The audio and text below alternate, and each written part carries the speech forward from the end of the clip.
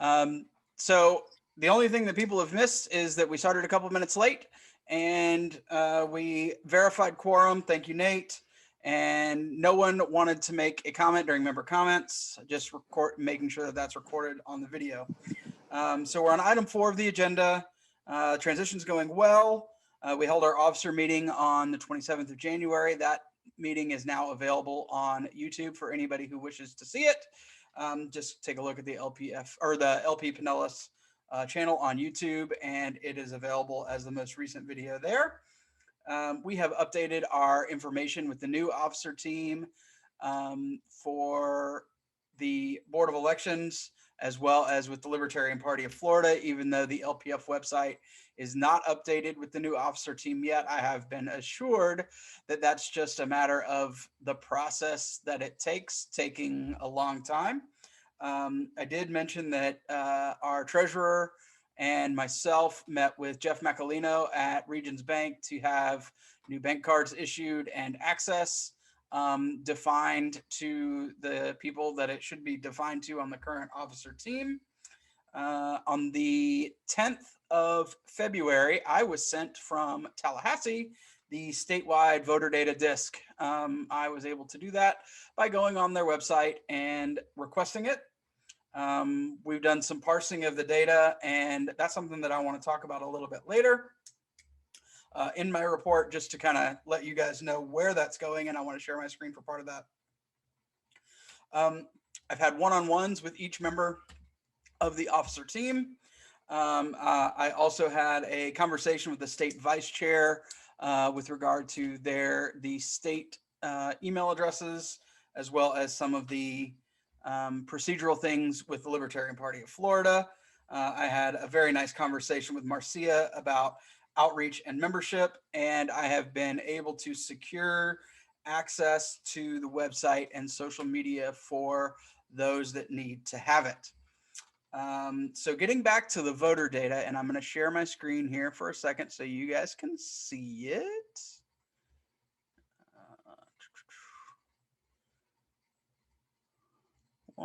Yeah, that's fine. Why is it not letting me share my screen? There we go. All right, so I want you guys to see this. So what I have here is the county broken up into several zones. You guys can see that, right? Looks like Pinellas County. Up here it's Brett, in blue. we can only see you. You can only see me? How's that? That's perfect. Thank you. All right, fantastic. So what we have here is 11 zones. I just happened to find this online and adapted it for our needs. Camilo is looking at it as well to make sure that this is kind of what we're looking for. But essentially what this does is it breaks up the county by zip code into different zones so that we're able to better target when we have events in the area. We can target members that are there based on the voter data that we have from the state of Florida. And so far, we have found that we have just over 2,800 registered LPF. If anybody's interested, I want to actually share one more thing, new share. It is, I think it's this one. So taking a look, you guys can see the zip codes that have the most. Should I make that bigger? Can you guys see that? So these are the zip codes. You can see it or no? Yes. Okay. So these are the zip codes that are ranked by most number of registered LPF to least. So it goes from 138 in the 34698, which is Dunedin. There are approximately 37,000 people in that zip code, down to Bel Air Beach, which has 6, and approximately 1,600 people in that zip code. This is just some of the data that we've been able to parse. It has been quite useful in getting to know where our members are, and that's something that we've been able to work on since I received that disc over the weekend. And it's something that we're going to be utilizing going forward. I just wanted to let you guys know that we have that data and we are going to be working on it. Thank you, John. I appreciate adding a column that is the ratio of registered LPF to population.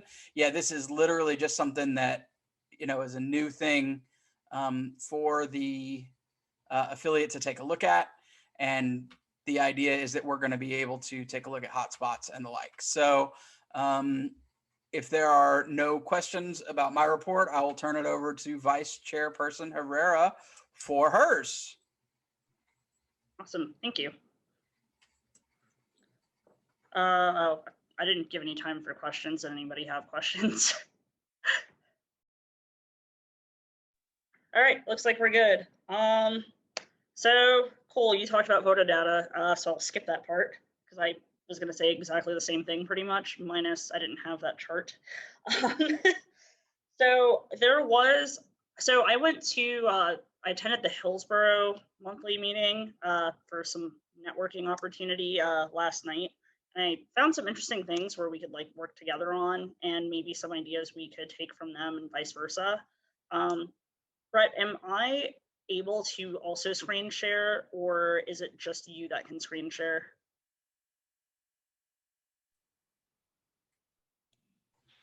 I'm not sure. Let me look and see if I have that ability. Should be able to. Okay. Just make her I'll try accept it. That's all. Yeah, I'll try it and see what happens. There you go.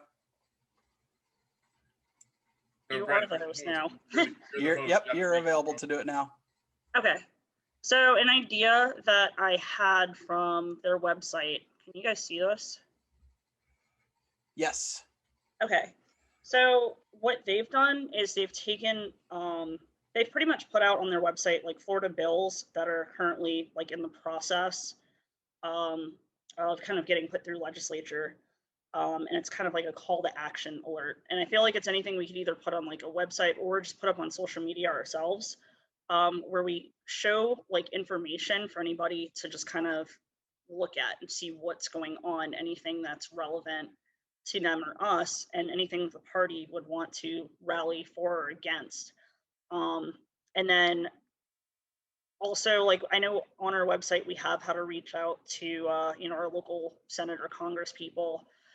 But what's interesting when I saw this is like, so you have the call to action, and then you have the actual explanation of the Senate bills with little links. So for example, discrimination on the basis of personal health information. So this is people requiring individuals to present driver's licenses, ID cards for purposes from taking action against like their vaccination status or their immunity from like COVID. So there's a lot of little bills kind of getting pushed through or working their way through our Florida Senate and Congress that I think a lot of people would be interested in. And they've also kind of typed up a template where if we want, to talk to a representative about it, there's a template for exactly what to say, things like that.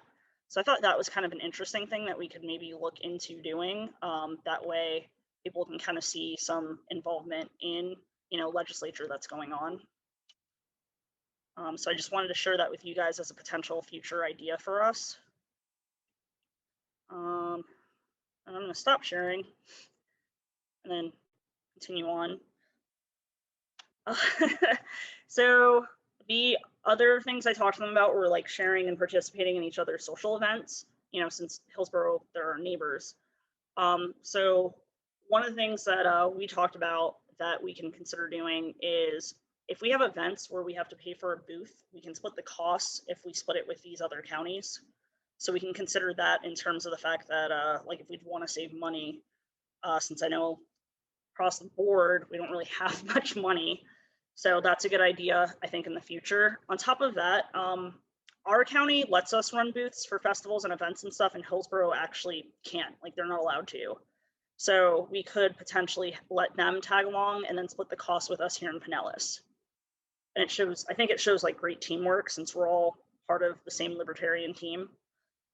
And then that would also get us, I think, more volunteers at those events as well, since we have another county helping out. And then another idea that I thought of for social is we could also do tournaments against each other, like sports tournaments or bowling tournaments, kind of like a kind of morale, get to know each other networking thing potentially in the future. And I also found out from them, I know we've talked about gun shows, doing gun shows in the future. So apparently they've already tried that and it's a horrible idea. The first issue that they said they've ran into was getting approved to even get a booth. Second, it's about like $200 a day. Third, a lot of the people that go to gun shows don't know who libertarians are. We just sound liberal and they don't care and they don't want to talk to us. And they said they maybe after 3 days of working all day got 3 potential numbers, and then those people kind of like never return their calls. So I really think we should reconsider nixing the gun show idea. And they said like a lot of the better luck happens at like festivals that like they've seen us do in the past, even college campuses where you're giving out like snacks and food and then like literature or pins to go along with it. And then obviously like our normal local events like farmers markets, things like that. Another good idea I thought of after kind of listening in is in possibly doing some opinion pieces in like local papers from our party, or local radio shows as well. They kind of talked about it as it's advertising without having to pay for advertising. So it's free advertising in a way, so we don't have to pay for like billboards or things like that. Some of the future events that I looked into that we could possibly either participate in that are going on locally. I know there's the Sunday morning markets at St. Pete Beach. There's actually going to be a motorcycle expo in Clearwater that's May 28th through the 30th. And then Clearwater is having a Clearwater Beach party May 27th through the 31st. So we could potentially set up a booth or something at those. And then also like the Saturday Pinellas markets. A couple of other ones that I found that we may not have like been cognizant of, like I'd never heard of. There's a CPN Clearwater networking, and they meet every second and fourth Wednesday to build a business relationship. So it's a bunch of like business owners and things like that. So everybody's free to show up there, promote their business, promote their products, their services, their events, and market, and they can share their marketing materials. So that could potentially be a good idea for us to, show support to local businesses and see how we can advocate for them or help them while, simultaneously in a way promoting the Libertarian Party as well. And it would kind of, get us more exposure. The other things I found events-wise that I think we should tag along with are some cleanups. So there's one on the 27th in North Shore, St. Pete. That may or may not be too soon, but I think it might be a good idea if we can get some people out there. There's also one on Gandy Beach on the 28th. And then there's another one on 13 March. So I think that would be a good idea with the whole, volunteering with the community, getting involved, things like that. Another thing that I thought of or found, so there is a place called Books and Brews in Dunedin. They're a book club. So if we could potentially call them up and see if we can do some literature nights there, that way it's in a public location. I haven't yet worked on shirt designs. I've talked to Brett about it. That way we can potentially, wear shirts when we do go to these events. That way everyone kind of knows who we are, who we're with. So I guess the next step would be looking for local design stores that we can, support and buy from, and then me actually coming up with like the designs. And then I have a couple of like the Hillsborough events if we wanted to like tag along. I don't know if you guys want me to put those out or if I can send those out email wise. We can actually cover that in announcements if you'd like. Yeah, that works. Yeah, if anybody has any questions, that's all I have for my part.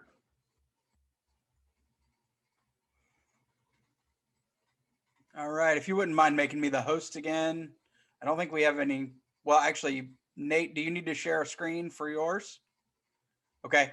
Yeah, go ahead and make me the host again, Jasmine. And Nate, your secretary report, and I believe you will have the convention minutes approval afterward. But go ahead with your secretary report, sir. Yes, so I'll keep it a little bit more brief. So a few things that I've been working on. First and foremost, we want to have some sort of centralized platform in which we can communicate on a more, I'll say, casual basis, but also keep a very high level of transparency. I'm leaning towards using Slack through the Scout group that I'm in. I found out that we can have it so that, for example, only the elected officers, so Brett, myself, Jasmine, and Camilo, can talk, but everyone can see it. And that's the level of transparency we're striving for. Another alternative was Discord. Nothing wrong with Discord. I just think Slack is a little bit more business oriented, business appropriate. As for our social media, over the past 28 days, Facebook has been our only active social media source. We have reached 2,765 people. That is down 57%. I honestly don't have a full reason for that, but I think the messaging on there has been good. We've been posting at least once a week. I think time will tell on that. That being said, we've had 581 post engagements, which is up 169%. Those are two stats that tell very different stories, but I digress. And then lastly, we've also gone up 25 page likes, up 127% from the past 28 days. Did I miss anything? Past the convention minutes, that is all I have. Any questions? Hearing none. I yield. Mr. Colina, you are up, sir. Hi, thank you guys. And as far as the treasurer's report for January, in our checking, we had $2,319.54. In our PayPal, we had $481.96 for a grand total of $2,801.50. We do have quite a bit of recurring at this point as far as things coming in. Things going out right now, as far as January, we only had the $11.99 for our Zoom, which we, Brett and I did discuss going with a cheaper long-term solution for us, which is still Zoom, just a different plan. So we're going to investigate that a little bit further. And so there might be a change there, but we'll certainly bring that up in the next treasury report. One of the things that was to be brought up as far as solutions, because some of our donors have expressed difficulties with PayPal in terms of recurring transactions, allowing those to occur monthly automatically.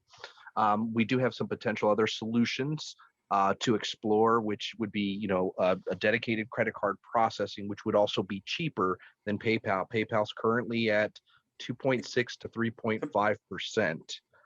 So that's a pretty, yes, can you hear me? We actually have, yeah, we do. We can. We actually have that as item number 6 to go into the solution discussion. Oh, okay. I'm sorry. I'm jumping the gun. So no, I have no other points at this point. And then any questions from anyone? If you wouldn't mind, in the future, you don't have to include individual names. I know that some people may not necessarily, since it is shared publicly, they may not necessarily want their name as a recurring donor to show up. So we can just list that as a recurring donation on the treasurer's report. Okay, I'll note it, and I'll certainly do that going forward. But otherwise, I have nothing else, so I'll yield to you. Thank you, sir. Mr. Stevens, I believe you are next up with item number 5, the convention minutes consideration. I wrote approval, but were you able to, based on our earlier issues, were you able to rectify? I'm in possession of what minutes are already on the website. However, Okay. I have not been able to find the video from the convention. That may be because I'm not smart. No, I had trouble myself, so yeah. It's definitely not. Did you want to table the convention minutes approval then for the next month? We can do it at the February meeting or the March meeting. I yield judgment to the chair on that. We can approve them as is. We can approve them once I've been able to update them. Is there anybody who has a strong feeling one way or the other? To give you a little background, Nate and I talked about what's posted on the website feels a bit incomplete. It doesn't show outcomes or seconds. It only, or even who made motions, even though I think we all know that I made the vast majority of them. But that's something to consider as far as how detailed we wish to be. Generally speaking, I have found that the minutes are more detailed than what was done for the convention. And so it's entirely up to the body about how we wish to proceed. If we want to table, try to piece something together in March and take tonight's meeting and next and the convention and do it in March, or we can approve what we have and save Nate a lot of time. Time aside, I will throw out that under Robert's Rules of Order, we can amend previous minutes.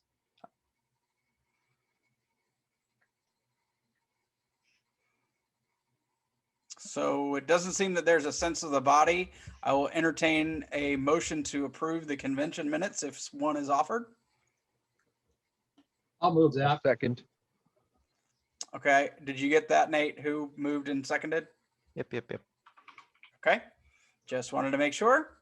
All those in favor signify by raising your hand or saying aye if you're Eric, Camilo, or John. Aye, raise your hand. Okay, so you saw that you have 5, Nate, John, Camilo, Going.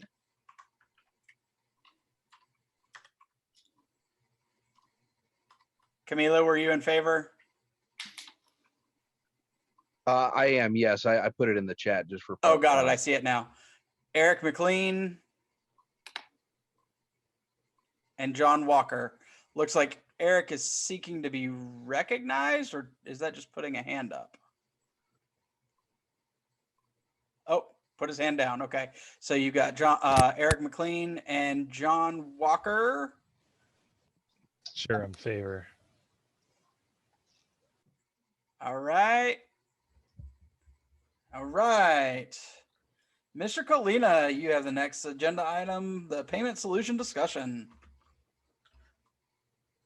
Yes. So as I'll present to you guys, I own a business doing credit card processing, so very similar to PayPal and things like that. And looking at what we're paying for PayPal, which again, that going back to my previous statement, is 2.6 to 3.5%, which is whenever a donation comes in, let's say for $1, so you're having less than what that dollar amount is after all the fees and everything like that. So all of that processing, we're losing some of that money in the process. And secondly, it's also, we're getting some feedback from some of our donors that any of the recurring transactions, so the automatic monthly deductions that they're getting from PayPal, they're having some difficulties with it or figuring out how to reinitialize it if they have to update their, credit card information because of an expired date. So that is something that, we offer as a solution, as just about any other credit card processor does, where it would be cheaper for us. So it'd be 0.25% instead of the 2.5 to 3.6.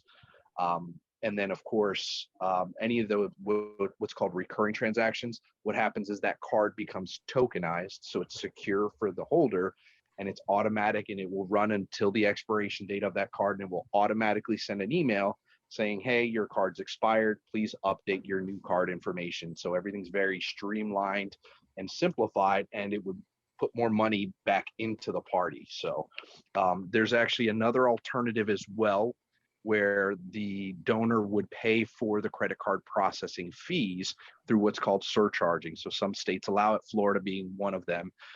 That's something where we would get every single dollar donated to us in that scenario. So basically, whoever would be donating, let's say if they're going to donate $5, they would pay their credit card processing fees up front as well. So let's say it comes to $5.35, then we would get a true $5, and that's something that we can consider as well. So I'm gonna open the floor up for questions to see if anyone has any questions about everything that I've just said. I know I threw a lot of information out there. So Camilo, the question that I have, I'm sure you're anxiously awaiting. For the sake of transparency, is there any financial incentive for you if we were to choose your payment solution? So yes, there is, because I do have a revenue share with my banks. The thing is, based on the volume that we get, we're talking less than what I donate every month anyways. So Okay, I just wanted to make sure that it was out there and clear. I know that we'd of had course, that conversation, but I wanted to make sure everybody else was aware. yeah, absolutely. For posterity purposes, yes, there would be a financial benefit fit, but we're talking about maybe pennies a month. Is there anybody that had any issue with us moving forward in that way?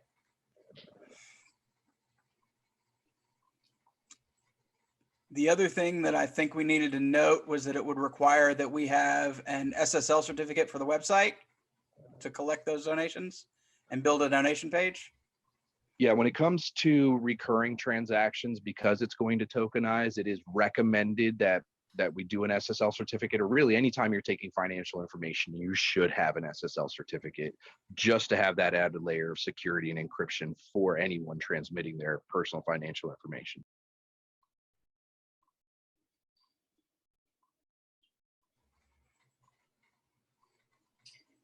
All right. Is there any motion anybody wishes to make with regard to empowering Camilo to move us toward a different payment solution? I definitely entertain it now. It can even come from Mr. Colina. No, but I want to throw this out there, just in fairness and honesty, is we can seek out bids from other competitors in the marketplace as well. So it's not something that's limited to just me.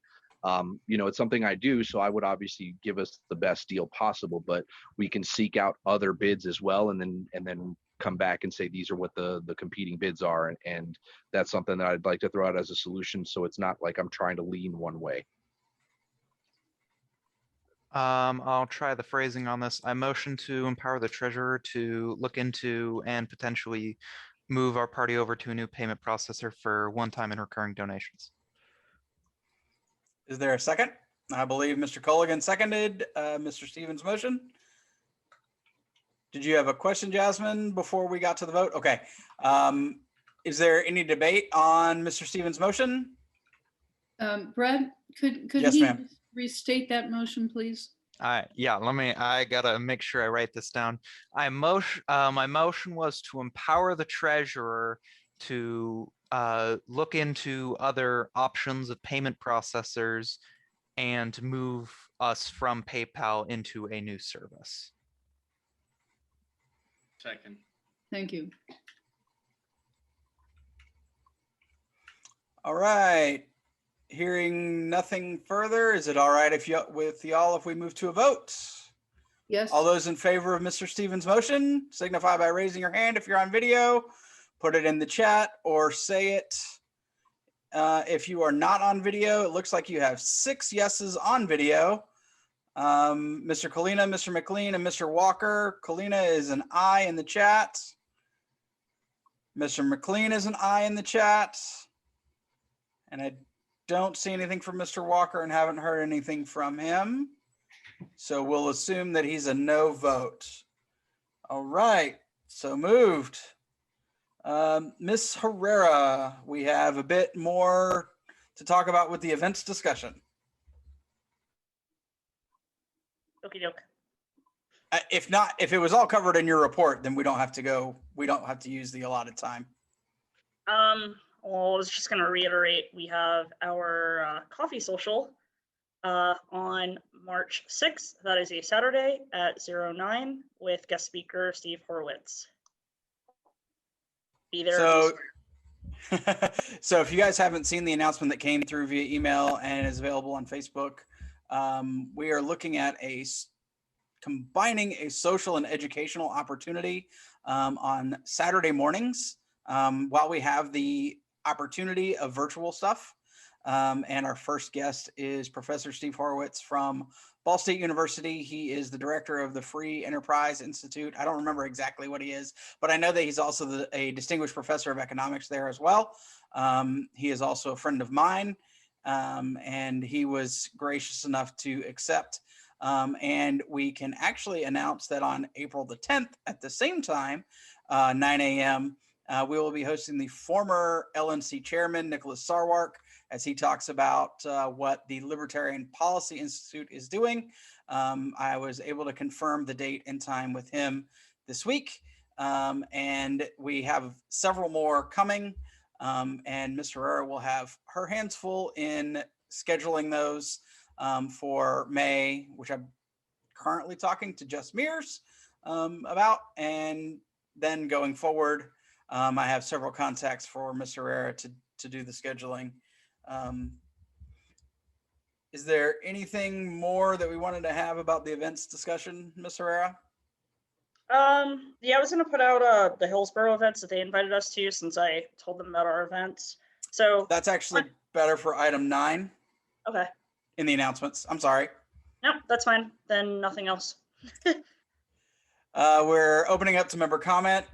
If any member who is wishing to speak and be recognized, let me know, and you will have the floor for member comment.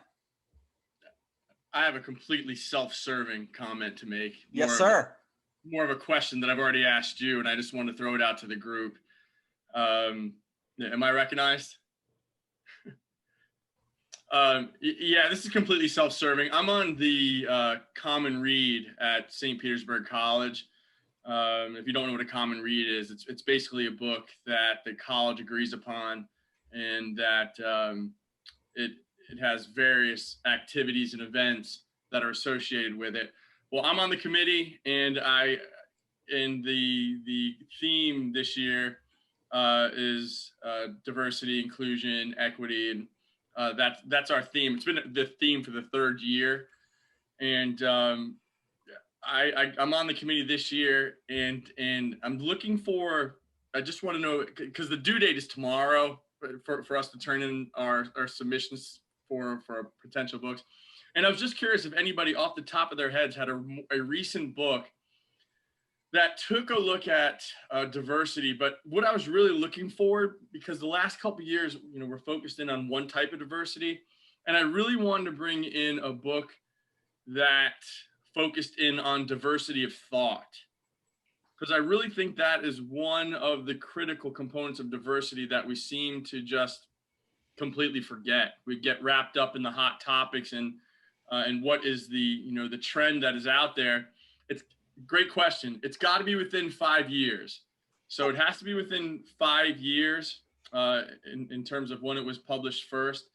So if anybody has any books out there, I think I just looked at a book called Rebel Thoughts by Saeed. I can't remember the full name, escapes me. But if anybody has a book just off the top of their head that really addresses cognitive diversity, diversity of thought, I'd really appreciate having that. I'd really appreciate having it now. You can go ahead and, you can send me an email or something like that if you've got one that you come across. The reason being is that one of the classes that I teach at SPC is called College Success. And it's basically your FYE class, if anybody is familiar with that, first year experience. And I'm lead faculty in that particular program. And they're thinking about making the program mandatory for everybody. And the book, and by the way, they made it mandatory. And one of the things that FYE students have to do, I know because I created it, is a checklist of objectives or activities or tasks. And you have to complete a certain amount of objectives or tasks within your first year experience. And one of the things that I put in there was the common read, and making sure that you write maybe a review of a chapter, attend an event. And I made it one of the mandatory things in the checklist. What I didn't do is I didn't take a look at what they had selected in the past. And I was kind of shocked by the book that is actually current, because it was the book by Michelle Obama. And I was kind of shocked by that, because my thought was, you're going to put a lot of SLS or FYE teachers in a sticky situation, because you're making something mandatory that is connected, whether we believe it or not. is connected to politics. So when you bring in a student in their first semester and all of a sudden you are mandating that they read this book and it's connected to politics, I needed to make sure that I could actually get on this committee just to have some voice of reason and say, look, you know, it would be one thing if you said, you know, they used Believe in People by, you know, Charles Koch the previous year.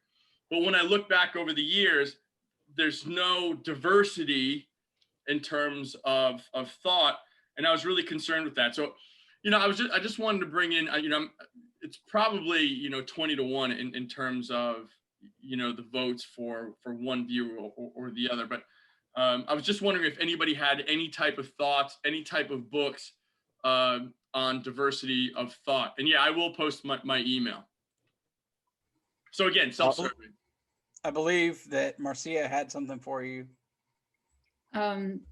Michael, can you hear me? Sure. Yeah. I'm going to look into something and probably send you an email, but I'm curious also, Brett, whether how many amongst the group here has heard of Walter Block. Do you know who that is, Brett? Mhm. Because I have a personal line with him. And in terms of diversity of thought, that's what he's all about. Anyone who knows him, Michael, have you heard of him? No, I haven't. And Walter remember, Block, the book has to be within 5 years. Yeah, well, he's written about 40 books, so probably one of them has been published within 5 years. But he's all about just, you know, turning your wits around. So we'll see. I'll see if I can come up with something. I probably could put you in touch with him directly if need be. Well, I posted my email in the chat. Please don't make fun of my email. You can see exactly what server I'm still using, circa 1990, whatever. But if you come across any of the books, and I apologize for putting everybody on point, you know, this late a date, I have to submit it tomorrow, but I've just been looking around and I just can't really find any book that really fits into that genre, and that's at least 5 years within original publication. So I appreciate Michael, it. Yeah. Sorry, I didn't mean to interrupt. I thought you were done. My apologies. No worries. Yeah, this is Camilo Treasure. I do actually have a few books on this topic. You know, obviously since diversity became a big thing in corporate culture, Yeah. I've got a few. I'm not certain if they meet your 5-year criteria, but these were very good. So the first one is called The Diversity Delusion. Camilo. Yeah. It might actually be better to do this in the social time after adjournment. That's fine. Okay. All right. Thank you. Are there any other members wishing to make comment? Lee. A question. What are we doing as far as the ranked choice voting? I understand that's going to be a Florida priority or possibly a priority for the Libertarian Party. That's being handled by the state party. I haven't gotten anything from LPF specific to Pinellas County about any inclusion in our work with that. So as soon as I know, you guys will. Fair enough. Any other members wishing to be recognized for member comments? Seeing and hearing none, I will entertain a motion to adjourn. Motion to adjourn. Mr. Stevens moved to adjourn. Is there a second? I'll second it. You have a plethora of seconds there, Mr. Stevens. This is a non-debatable motion. We'll go straight to the vote. All those in favor signify by saying aye. Aye. Aye. Raising your hand like we've been doing all Aye. night. 7, 8. Okay. Any opposed? All right. At this time, I will stop the recording. We are adjourned.